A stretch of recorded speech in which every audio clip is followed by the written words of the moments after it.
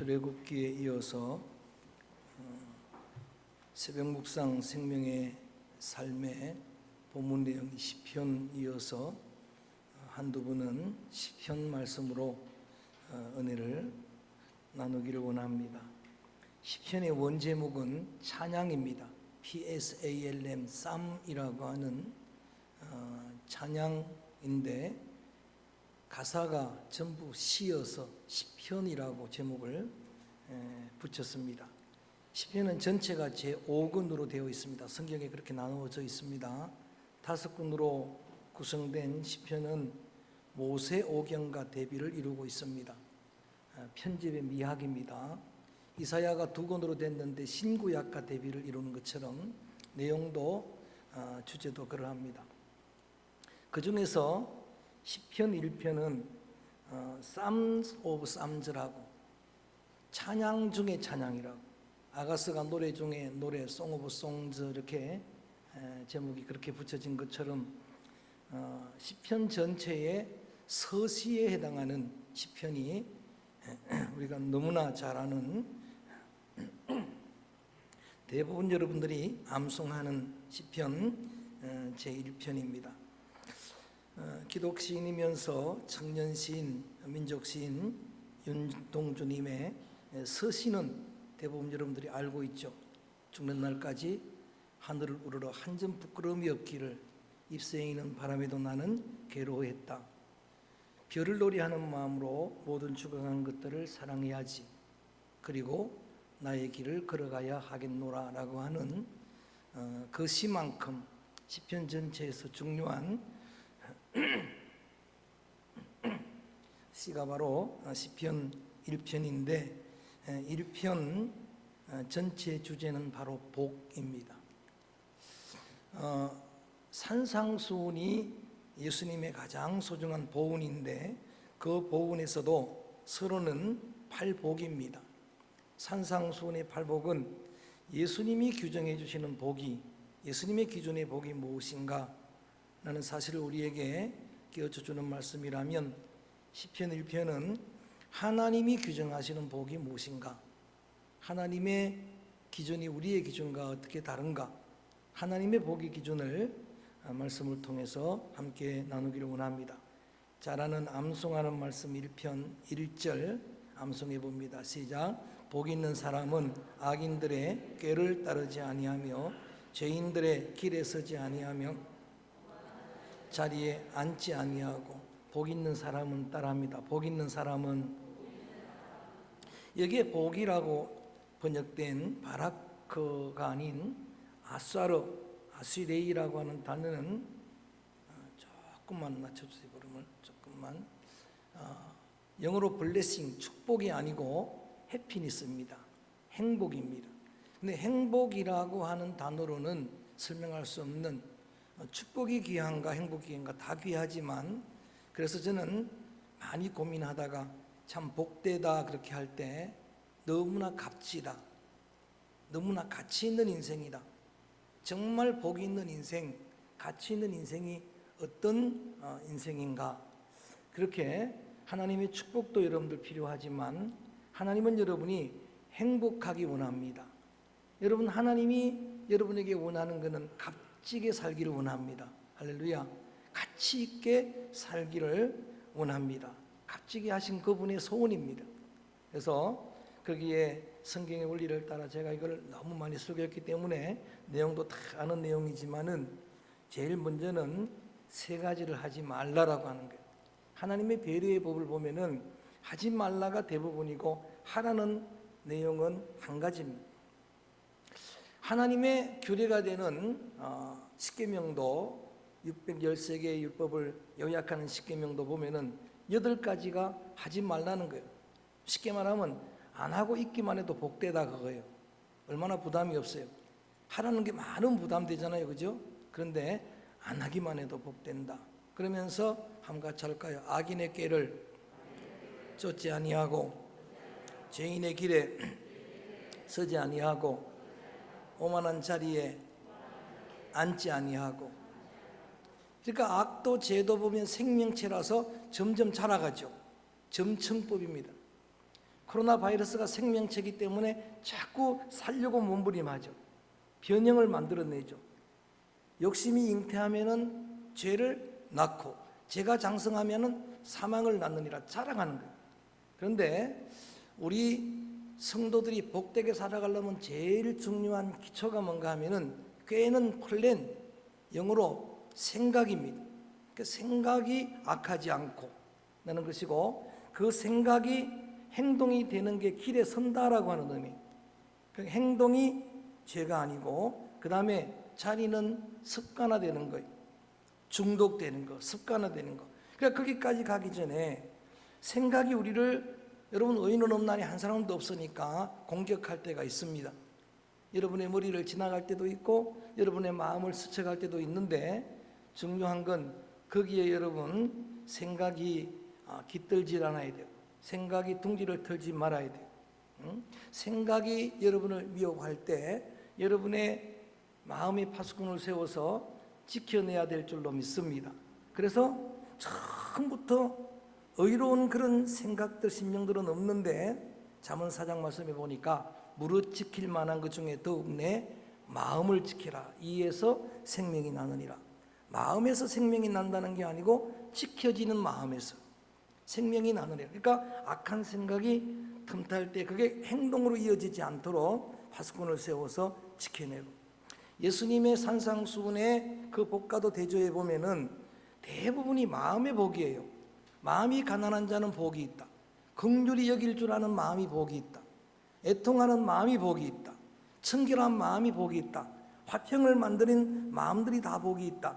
그런 마음에 하나님의 나라가 이루어지리라. 할렐루야. 천국이 저희 것이라 그런 말씀을 해주셨기 때문에 오늘 여러분들 생각이 거룩하기를 바라고 여러분의 여러분 모든 길이 복되기를 바라고 여러분의 습관이 거룩하기를 주님의 이름으로 축원합니다. 이게 값진 인생이다. 이게 복 있는 인생이다. 여기 오만이라고 하는 말은요, 원어로 풀어보면은 콧방귀 낀다라고 하는 그런 의미예요. 아주 그냥 사람들을 무시할 때 콧방귀를 낍니다. 그죠? 은사 있는 사람 한번 잘 껴보세요. 시작.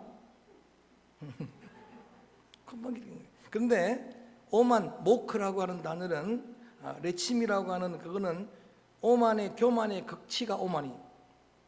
그래서 하나님의 말씀에도 비웃는 거예요. 하나님이 계신다 그러는데도 하나님을 멸시하는 거예요. 그 자리까지 가기 전에. 그래서 이렇게 이 세 가지는 절대 경계해야 될, 하지 않기만 해도 복 있는 인생이다라고 말씀을 하시고, 한 가지 하는 일은 2절 말씀입니다. 잘하는 안 말씀이니까 암송합니다. 시작. 오직 여호와의 율법을 즐거워하여 그 율법을 주야로 묵상하는 것. 한 가지만 잘 하면 된다는 얘기. 오늘 기도자가 은혜롭게 기도를 잘 해주셨던 것처럼 교회가 정말 이렇게 이 한 가지로 집중하고 교회가 다시 말씀으로 돌아가고 교회가 신앙의 본질로 돌아가고, 그게 똑같은 내용이에요. 제가 참 감사한 건 제가 설교하기 참 좋게 우리 장로님들이 기도할 때마다 어떻게 이걸 다 미리 봤는지, 저 원고 비밀입니다. 근데 다 알고 기도를 하는 거예요. 놀렐루야. 이건 놀라운 일이에요. 그렇잖아요. 여러분, 정말 한 가지를 집중하는 그런 교회, 그런 성도들이 참 복되고 가치 있는 인생인데 여호와의 말씀이 즐거워져야 된다는 거예요.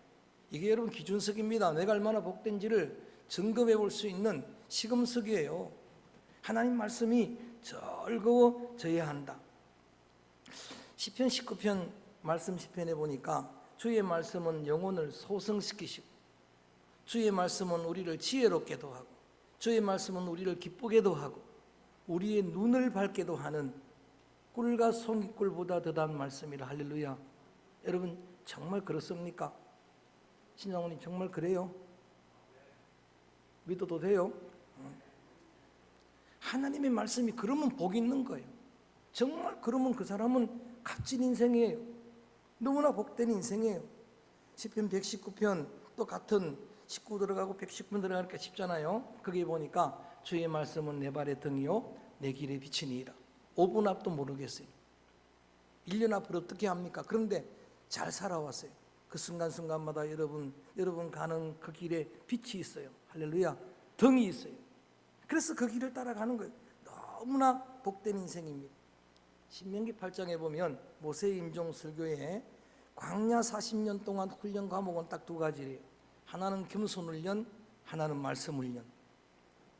40년 시간이 왜 필요했는가? 너무 교만하기 때문에 40년 동안 광야의 길을 걷게 한 걸 기억하나 그러면서 첫째가 너를 낮추고 끊임없이 나를 낮추시려고 40년 걸린 거예요. 40년도 부족하죠. 분덕분덕 내 마음에 교만이 일어나는 거 보면은 61년도 부족한 것 같아요.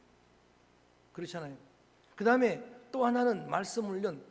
광야에서 너희들에게 40년 동안 만나를 먹인 걸 기억하라 그러면서 그 의미는 40년 동안 하늘 양식을 먹이시면서 훈련한 과목은 말씀 훈련이에요. 사람이 떡으로만 사는 존재가 아니고 여호와의 입에 말씀으로 사는 걸 알게 하려고 40년 걸렸다라고 하는 거예요. 이 말씀은 예수님이 광야에서 마태복음 4장에 마귀의 유혹 시험 받을 때에 첫 번째 인용한 말씀으로 승리한 거예요. 40일 금식한 예수님에게 첫 시험은 경제적인 시험이 빵 시험입니다. 제일 힘들겠죠. 40일 금식하신 예수님을 돌로 떡 만들어 먹으라고 시험할 때 딱 말씀으로 물리친 게 신명기 8장 3절이 마태복음 4장 4절에 사람이 떡으로만 기록된 바 말씀이라고 설명을 하면서 사는 존재가 아니고 하나님의 입의 말씀으로 사느니라. 할렐루야. 그랬더니 사탄이 진 겁니다. 이렇게 40년 훈련한 그 신앙이 여러분 말씀 신앙이고 또 베드로의 신앙이 말씀 중심의 신앙이었음을 요한복음 6장 68절에 말하는 거예요. 다 떠나가는데 기적을 보고도 떠나가는데 십자가를 만나니까 도망가는데 그때 안타까운 마음으로 제자들을 향해서 너희들도 가겠냐 그러니까 성질 급한 베드로가 나서서 하는 이야기가 영생의 말씀이 계셔서 갈 수 없습니다. 할렐루야. 말씀 중심의 신앙이 요한계시록을 읽어 나가다 보면 1장 3절이 2절인데 이 예언의 말씀을 어떠한 자가 읽는 자와 따라합니다. 읽는 자와 듣는 자들과 지키는 자들이 뭐가 있나니? 복이 있나니. 여러분 코로나 기간에 성경 열심히 읽는데 저는 복될 줄로 믿습니다. 저도 영어 성경으로 거의 한 독이 다 금년에 됐어요. 그래서 복되려고 그렇게 읽는데 하반기에 우리 성경도 한번 읽고 여러 가지로 유익된 그런 것들이 많은데 그냥 읽어도 복이 되고 여러분 설교 듣는 여러분 그냥 복된 줄로 믿습니다. 들어도 복되고 혹여라도 여러분 신비에 기도자가 기도했던 레마의 말씀으로 심기면 지켜서 복을 받기를 축원합니다. 이게 복이 있는 거예요. 세 가지는 안 하면 되지만 이런 이 한 가지는 집중해야 될 거예요. 여호수아서 1장 8절에도 보니까 여호수아에게 내 입에서 말씀이 떠나지 않게 하고 주야로 묵상하라. 즐거워하고 주야로 묵상하면 복이 있다라고 하는 묵상도 여러분 정말 너무나 소중한 말씀으로 여기고 중얼중얼거리고 생각한다는 거예요. 깊이 생각하는 거예요. 사랑할 정도로 생각을 하는 거예요. 우리가 레위기 말씀에서 거룩의 규례를 배울 때에 육축에 대한 거룩의 기준은 하나가 책임질하는 거 그랬죠, 그죠? 영적으로도 마찬가지. 말씀이 그런가 하여 주야로 묵상하고 책임질했더니 그 교회가 여러분 더 신사적이었더라. 데살로니가 교회보다도 더 신사적이었더라. 베레아 교회는 하나님 말씀을 받고 성도들이 묵상했대요. 그 교회를 신사적인 교회라고 주님이 칭찬하는 겁니다. 그래서 어느 정도로 하는 게 묵상인가? 사춘기 시절 여러분들이 연애 편지를 처음 받았을 때 그 내용과 상관없이 사랑 때문에 다 애웠던 기억이 있죠. 왜 아멘 안 합니까? 그렇죠, 그죠? 얼마나 그게 귀했으면은 다 외울 정도로 그렇게 중얼중얼 거릴 정도로 이게 묵상하는 겁니다. 하나님 말씀을 묵상하는 거예요. 제가 하는 설교를 우리 신학원 학생들도 매주 듣습니다. 제가 한 학기 동안 구약 개론을 가지고 강의를 했는데 제가 그들을 보면서 느낀 소감입니다. 대부분 낮에는 직장에서 일을 합니다. 우리 박 권사님도 를 졸업하셨는데 그리고 저녁에 와서 길게는 3시간 연속으로 수업을 듣습니다. 대단히 피곤한 시간입니다. 그리고 특별히 구약은 너무 힘이 든 그런 정말 안수를 해달라고 할 정도로 머리에 쥐가 나는 말씀이 특별히 여러분 구근의 성경을 짧은 한 학기 동안에 다 하는데 그 중에 거기에 있는 북이스라엘 19대 왕조를 다 외우도록 한 거예요. 전부 다 외웠어요. 그리고 남유다 20개 왕조를 다 외운 거예요. 그것뿐만 아니라 그 시대에 일어났던 사건들, 그 다음에 그 시대에 사역했던 선자들까지 연결을 다 시키고, 그 다음에 실제로 찾아 들어가서 지난 시간까지 말라기까지 끝냈어요. 자, 이렇게 딱딱한 말씀을 공부하는데 얼마나 말씀을 흠모하고 사모하는지 한 사람도 조는 사람이 없어요. 얼마나 그 말씀을 꿀과 송이꿀보다 더 달게 받는지, 정말 목마른 사슴이 시냇물을 찾듯이 갈급히 하나님 말씀을 찾는 그들 심정, 다 그들이 오늘 영상을 보기 때문에 제가 조금도 보탤 수가 없어요. 제가 칭찬을 듣는 중에 그런 칭찬을 여러분에게는 한 번도 들어보지 못한 칭찬이, 얼마나 그 말씀 한마디에 은혜를 많이 받고 이렇게 어려운 말씀들을, 그런데 왜 그런 은혜가 될까 했더니 사모하는 거예요. 정말 사모하는 그런 말씀. 제가 지금까지 목회하면서 딱 두 번 들었던 칭찬이 있는데 그게 뭔가 하면은 교육전사 때 한번 강단에 섰는데 집사님 중에 한 분이 실제로 그런 이야기를 하더라고요. 말씀을 전하는데 목사님 얼굴에 광채가 났다고.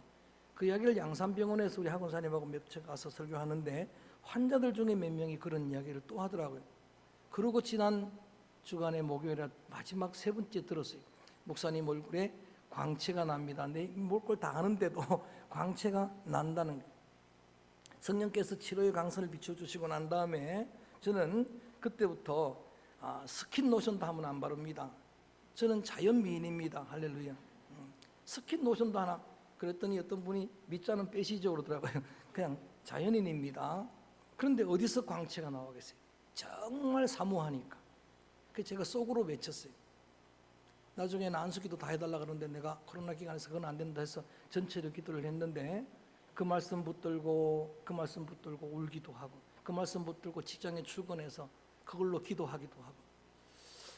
여러분은 엄마가 해주는 밥처럼 늘 받으니까 그렇게 귀한 게 모르지만 그렇게 말씀을 하고 사모하는 그 심령들을 향해서 제가 외친 음성이 오늘 본문이 참으로 복된 인생이구나. 할렐루야. 참 가치 있는 인생이구나. 이게 여러분 성경에서 복 있는 인생이라고 하면서 그런 인생들을 비유하기를, 얼마나 복된 인생인지를 비유하기를 3절입니다. 암송합니다. 3절 시작. 그는 시냇가에 심은 나무가 철을 따라 열매를 맺으며 그 잎사귀가 마르지 아니함 같으니 그가 하는 모든 일이 다 형통하리로다. 아멘.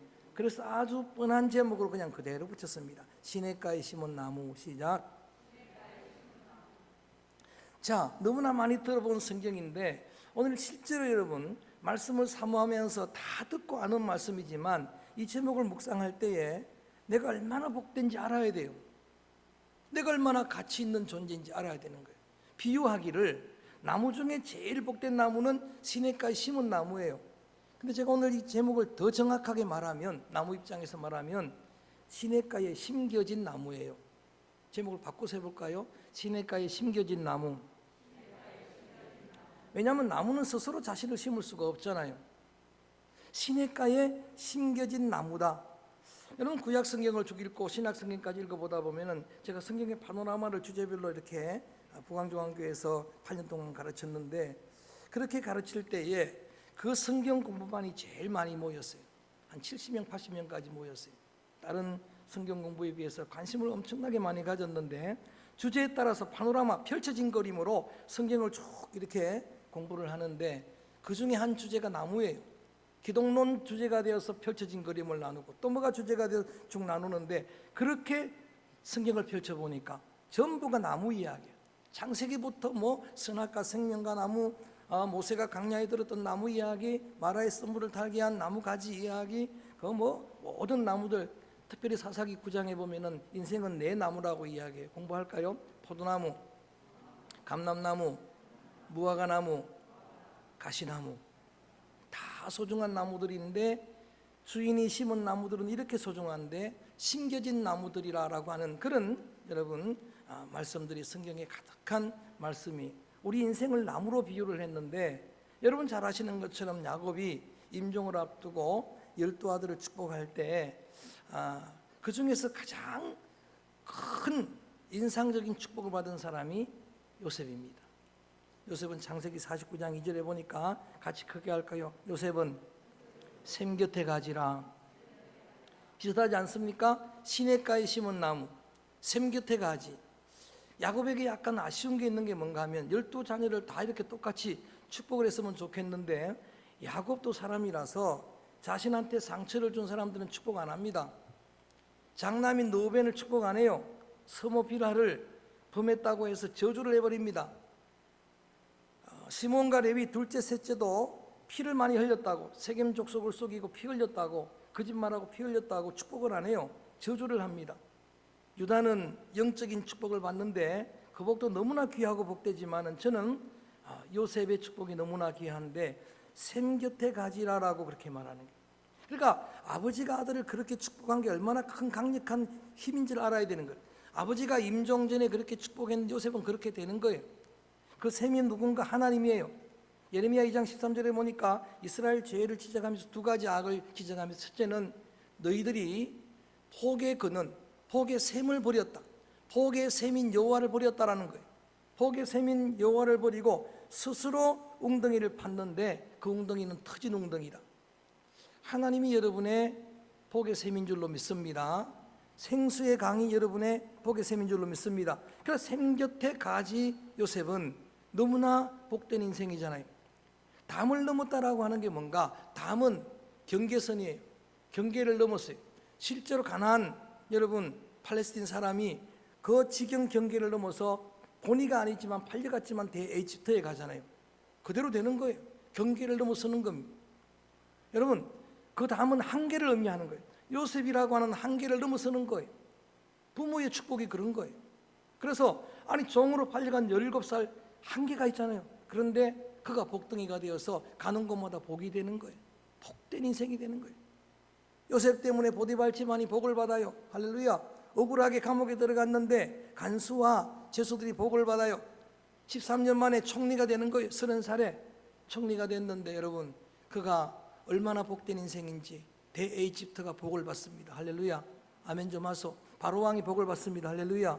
자기를 팔았던 형들이 복을 받아요. 하나님의 섭리로 해석해버리고 용서를 해버려요.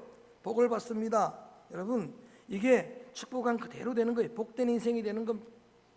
에스겔 47장에 보면은 오늘 성경 이야기들 좀 많이 할 텐데, 여러분 아시는 대로 성전 문지방에서 흘러나온 물은 성령의 강수, 생명의 물, 여러 가지 우리가 말씀의 물 이렇게 해석할 수가 있는데, 거기 물이 닿는 곳마다 사는 이야기를 하다가 보니까 나무 이야기가 나와요. 그 강 주변에 나무가 있는데 이 나무는 복된 나무다 라고 말하면서 그 강변의 나무, 그 나무는 철을 따라 열매를 맺으며 따라합니다. 잎사귀도 약재가 되리라. 그게 무슨 의미일까요? 열매가 되니까 얼마나 값집니까? 열매를 맺으니까. 그런데 잎사귀 하나도 약재료가 되니까 버릴 게 없는 거예요. 이게 복된 인생이에요. 저는 여러분을 축복하려고 합니다. 여러분이 그런 인생들 되기를, 그런 성도들 되기를 주의 이름으로 축복합니다. 할렐루야. 여러분, 저는 그렇게 믿고 있어요. 우리 장로님, 검사님 여러분, 그리고 성도님 여러분, 제게 있어서 특별히 여러분 완벽한 인생은 없잖아요. 그런데 여러분 각자가 이런 위기 때에 여러분이 예루살렘을 지켜내는 그런 모습을 보고 내가 느끼는 거예요. 버릴 것 없는 인생이에요. 버릴 것 없는 복된 그런 인생들이. 축복을 하면 아멘을 하세요. 할렐루야. 이런 게 복된 인생이에요.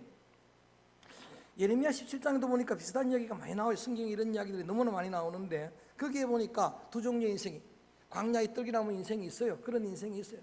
사사기 9장에도 아비멜렉 스스로 왕되는 기드온의 아들, 그를 여러분 요뎀이 배다른 형제가 이야기할 때 가시나무다 그랬잖아요. 가시왕이다. 내 그늘에 피하라 그러지만 거기 가시가 그늘이 어디가 있어요? 피하면 다 죽이는 거죠. 마찬가지로 광야에 떡이나무 인생이 있는가 하면은 여호와를 의지하는 자들은 따라합니다. 물가에 심은 나무로다. 할렐루야. 근데 그 물을 보니까 이렇게 되어 있어요. 그 물은 강물에 그 뿌리를 강변까지 뻗치게 되고 은혜의 강수에 강변까지 뻗치게 되니까 어떤 복된 인생이 되는가 봤더니 더위가 와도 두렵지 않고 가뭄에도 근심이 없느니라, 걱정이 없느니라. 할렐루야. 코로나가 밀려와도, 실패가 밀려와도, 때론 여러분 정말 질병에 잡혀도, 환경은 정말 어려워도 그렇게 믿고 있는 거예요. 하나님을 의지하는 그런 인생들은 더위 와가도 두려움이 없는 거예요. 가뭄이 와도 근심이 없는 겁니다. 걱정이 없는 거예요. 할렐루야. 그런 복된 성도들, 복된 인생들 되어지기를 주님의 이름으로 축원합니다. 계시록에도 이 말씀이 실현되는 천국은 생명수 강가의 나무 이야기로 마무리하고 있어요. 나무서 시작해서 나무로 끝나는 파노라마. 이게 성경 이야기다라고 하는 그런 이야기. 자, 그래서 오늘 본문에 보니까 그래서 철을 따라 열매를 맺으며, 저는 하나님이 여러분을 심으신 목적, 그것이 열매임을 기억하고 먼저는 시냇가에 심겨진 나무로서 높은 자존감을 회복하기를 주의 이름으로 축원합니다. 나를 심으신 분이 하나님이에요. 그래서 가치가 있는 거예요. 그래서 존귀한 거예요. 내가 선택한 거, 지난 61년 지난 일들로 돌아보니까 거의 없어요. 저는 어디 가면서 이력서를 써본 적도, 일반 학원에 들어갈 때나 이렇게 한두 번 써봤지만 교회는 한 번도 그런 적이 없어요. 심지어 보광중앙교회 가니까 면접을 갔는데 목사님이 이력서를 내라는 거예요. 한 번도 안 써봤는데, 그러니까 여기서 씁시다 그러면서, 목사님 죄송합니다. 글씨를 되게 못 쓰는데 그걸로 쓴 게 사진이 없어 사진도 안 붙이고 들어가요. 내가 원해서 간 게 아니고, 개척하는 것도 마찬가지. 저희 기도로 내려올 때 전 내려오지도 않았습니다. 그런데 하나님이 강권해서 저 사람을 만나게 하고, 그런 인생들을 만나게 하고, 그런 가정에 나를 심으시고, 그래서 그게 귀한 거예요. 눈을 떠보니까 믿음 좋은 집에 심겨져 있어요. 하나님과 부모는 내가 선택하는 게 아니에요. 그건 눈 떠보니까 그런 거예요. 내가 어릴 때 기억으로 눈 떠보니까 생후 며칠 만에 보니까 거기가 장로님 집이야. 할렐루야. 아멘. 명철하니까 기억이 났는지 모르겠어요. 그런 거예요. 여러분, 그래서 귀한 겁니다. 우연이 하나도 없는 거예요. 저는 여러분을 주님의 몸된 교회에 심으신 줄로 믿습니다. 그래서 귀한 거예요. 그래서 값집니다. 대한민국이라는 이 땅에 주님이 여러분을 심어주신 줄로 믿습니다. 불만 있는 사람 저한테 말하세요. 어디다 심어놓을까요? 그럼 말하세요. 제가 일본에 심을까요? 평양에 심어놓을까요? 아프가니스탄에 심어놓을까요? 여러분, 미국 너무 부러워하지 마세요. 내 친구가 별로 안 좋대요. 그냥 눈 떠보니까 대한민국인가 뭐 힘든 건 많지만은 주께서 나를 심으셨습니다. 또 하나의 열매를 바라시고 심었는데 주님이 목적으로 두시는 그 열매를 맺는 참으로 값진 인생들, 복된 인생들, 그런 성도들, 그런 직분자들 되기를 주님의 이름으로 축원합니다. 또 하나의 열매를 바라면서 심으신 주님의 목적을 따라서 특별히 주님이 찾으시는 성령의 인격 열매가 무성한 믿음의 성도들 되어지기를 주님의 이름으로 축원합니다. 그러니 그 인생은 복된 인생이다. 그 인생은 형통하리로다. 형통은 어려운 일이 없다는 이야기가 아니고, 말씀드린 것처럼 하나님이 요셉과 함께 하심으로 형통하였더라. 계속 함께 하시겠다는 약속이에요. 앞으로도 하나님이 늘 함께 하실 줄로 믿습니다. 결론적으로 6절 말씀, 이름은 복된 인생이다. 결론적으로 6절 암송합니다. 시작. 무릇 의인들의 길은 인정하시나 악인들의 길은 망하리로다. 할렐루야. 거기에 따른 거, 악인은 우리 몫이 아닙니까? 제외해놓고 한 가지만 집중하면 되는 거예요. 의인의 길은 여호와께서 뭐 하시나? 인정하시나? 알아주시나, 이 말이에요. 여러분, 그 야다라고 하는 말 제가 많이 설명을 드렸죠. 기노스코 투노, 알아준다는 그 말은 공부한다는 게 아니에요. 지식을 쌓는다는 게 아니에요. 경험을 통해서 아는 거예요. 체험을 통해서 아는 겁니다. 이런 인생을 바라보시면서 하나님이 알아주는 거예요. 하나님이 인정해 주는 거예요. 사람에게 인정받는 거 귀합니다. 그것도 여러분 너무나 행복한 그런 요소일 수가 있어요. 저는 어디를 가나 여러분들 인정받기를 주의 이름으로 축원합니다. 그렇지만 그런 인기는 그거는 한계가 있어요. 어제 제가 제 조카 결혼식에 다녀왔습니다. 큰형님이 계셨으면 참 행복했을 텐데, 그 아들, 막내 아들을 결혼하는 그 결혼식에 갔다 왔는데, 가서 보니까 전부 그냥 우리 식구들이 전부 다 지치고 볶고 다 하더라고. 보니까 주례는 이명덕 목사님, 우리 형님이 했고, 그리고 반주는 우리 딸이 또 예배 반주를 하고, 특성은 우리 교회 사문 와서 특성 잠깐 했던 찬양사역자 박중률이라고 내 조카가 하고, 그렇게 했는데 다 은혜롭게 너무나 감동을 많이 받고, 그런 찬양을 그렇게 우리 교회 와서는 나이 갈때 다가도 부르더니 거기 너무나 잘하는 거예요. 제가 다시 한번 코로나 끝나면 교회로 부르겠다 하니까 불러만 주시면 언제든지 갑니다. 이제 그랬는데 우리 작은 형님이 이명도 목사님이 주례를 하는데 조금 길게 하더라고요. 보니까 나이가 드니까 말이 많아졌어요. 좀 길게 하는데 그래서 다 생각이 별로 안 하는데 한 가지가 이렇게 마음에 꼭 와닿는 그런 말이 있어요. 아내한테 부탁을 하면서 아내는 이런 일들을 해야 되는데 그 중에 하나가 남편을 인정해 주라라고 하는 거예요. 남편을 아내가 인정해 줘야. 그래서 그걸 실감을 한 게 뭔가 하면은 여러분 이 땅의 모든 남편들 다 그래요. 지금 여러분들 그냥 점잖게 앉아있지만 다 그래요. 아내가 인정해 주면은 그걸로 전부입니다. 박장모님 할렐루야. 하건사님 할렐루야. 그 인정해 주면 되는 거예요. 알아주면 되는 건데 저도 설교를 하고 나가면 성도들이 다 은혜 받았다 그래요. 또 우리 신장모님이 제일 열정으로 그렇게 하고 하는데 다 은혜 받았다 그래도 그 사람이 인상이 오지상이 되면 완전히 나는 끝난 거예요. 그런데 한 사람도 말 안 해. 그런데 하면서 당신 설교 오늘 은혜 받았습니다 라고 이야기를 하면은 그걸로 할렐루야 끝. 진짜 내가 잘해서 칭찬한 게 아닌 걸 알아요. 내 상황을 알기 때문에. 그렇지만 여러분 나를 인정해주고 그렇게 여러분 장로님 권사님 여러분들이 인정해주고 또 성도들이 지도자들이 인정해주고 한 가지 있는 단점 보지 말고 인정해주고 해주면은 그 힘으로 정말 복된 인생이 될 수가 있어요. 그런데 언제까지 인정해주겠습니까? 한 100년 인정하겠습니까? 앞으로 한 50년씩만 인정하시길 바랍니다.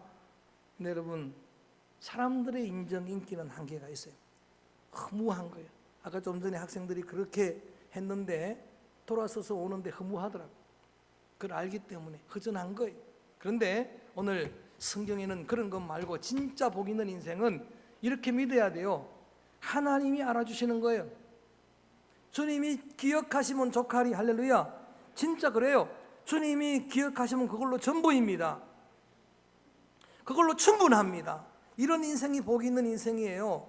저는 말씀을 마치려고 합니다. 그런데 여러분 오늘 제목이 시냇가에 심은 나무예요. 시작. 시냇가에 심은. 여러분 이 말씀 이 제목 가지고 이런 존재가 나다라고 생각할 때는 높은 자존감이 회복돼요. 이게 내가 얼마나 소중한 존재인가 말이에요. 내 안에 나도 모르게 나를 엄습하는 모든 열등감을 이길 수 있는 힘이 여기서 나오는 거예요. 그래서 제가 여러분 신비의 이 말씀을 심는 거예요. 조금 더 의심하지 말고 믿으세요. 하나님의 생명 시냇가에 그 관계수로, 원래 시냇가란 히브리 말 것은 이스라엘은 시냇가 없어요. 그런데 그 시냇가는 관계수로 물된 동산, 물되는 거예요. 물을 대니까 마르질 않는 거예요. 시골의 봄물 아시죠? 봄물. 그 물은 마르질 않는 거예요. 거기에 내 모든 삶의 뿌리가 거기에 여러분 내려져 있는 거예요. 그 수분을 공급받아 사는 거예요. 할렐루야. 그 영양을 공급받아 사는 거예요. 내가 그런 존재인 줄 알면은 자존감이 회복되는 거예요. 그 다음에 나만 그런 게 아니에요. 다 그런 거예요. 성도는 시냇가에 심은 나무입니다. 할렐루야. 그래서 타존감이에요. 남을 존중히 여기는 거예요. 내가 중요한 만큼 다른 분들도 중요합니다. 내 자녀 중요한 만큼 다른 자녀도 중요해요. 그래서 오늘 찬송을 계속 이걸 부를 거예요. 여러분 거기다 넣고 싶은 사람은 다 넣는 거예요. 맨 처음에는 너는 뭐 기분 나쁠지 모르지만 다스러 이렇게 하겠네. 정승수 보십사님 너는 시냇가에 심은 나무라. 할렐루야. 신장모님 너는 시냇가에 심은 나무라. 여러분 다 복 있는 거예요. 저는 오늘 이 말씀을 영상으로 듣는 집에서 가정에서 예배드리는 모든 분들 여러분도 축복하고 싶어요. 또 이 말씀을 듣는 모든 분들 학생들을 비롯해서 많은 분들도 동일하게 그렇게 여러분 이 말씀을 마음에 새기면서 이 말씀으로 새로운 위로와 힘을 얻게 되기를 주의 이름으로 축원합니다. 특별히 저를 위해 기도 많이 하는 미국의 한 친구가 있습니다. 근데 많이 힘든 어려운 상황 속에서 그 어려움을 믿음으로 잘 지켜나가는 그런 모습을 보고 간접적으로 은혜를 많이 받아요. 내 믿음보다 훨씬 더 크구나 말이야. 얼마나 귀한지 몰라요. 그런 가운데서도 그 어려운 가운데서도 그 아프리카 아이들을 돕고 생명이니까 끊을 수 없다라고. 여러분 이렇게 사역을 하는 그 친구가 매주 이 설교를 들으니까 내가 위로하려고 그래요. 아무리 힘들어도 이 한 가지만을 기억하라. 너는 복된 나무라고. 너는 시냇가의 나무라고. 여러분 그런 거예요. 그게 복 있는 인생입니다. 가치 있는 인생이잖아요. 멋진 인생이잖아요. 그래서 지금까지도 그렇게 사셨지만 여러분 이 믿음 가지고 사세요. 어디가 있든지 상황과 환경과 상관없어요. 고통 중에 있는 여러분 가족들을 향해서 가서도 그렇게 선포하세요. 이런 지경에 있지만 당신은 시냇가에 심은 나무입니다. 그 영적인 뿌리를 예수님에게 하나님에게 내리고 있는 한 복된 인생이에요. 기준이 다르잖아요. 하나님의 기준입니다. 예수님의 기준은 그런 거예요. 그래서 오늘 이 찬양을 부릅니다. 먼저는 옆에 분들을 다 이렇게 축복하면서 권사님은 장로님은 이렇게 다 시냇가의 나무입니다 라고 이렇게 축복해 보는 거예요. 여러분 자녀 이름도 불러가며 축복해 보는 겁니다. 그리고 마지막으로 부를 때는 나는입니다. 나는 시냇가에 심은 나무입니다. 찬양합니다.